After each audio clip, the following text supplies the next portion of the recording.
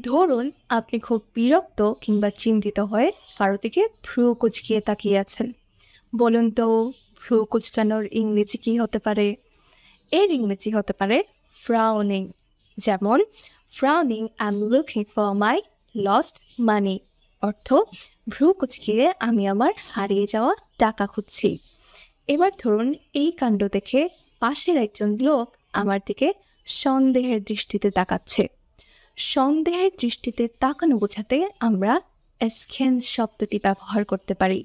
যেমন, he looked askance at me as if I have taken something from him।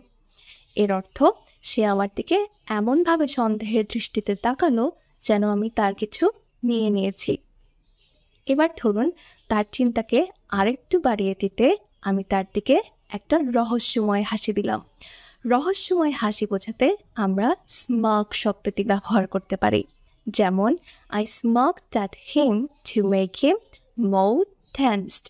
এর অর্থ আমি তার দিকে একটা রহস্যময় হাসি দিলাম যেন সে আরেকটু চিন্তিত হয়ে পড়ে। আজকের মতো এতটুকুই। সবাই ভালো থাকবেন।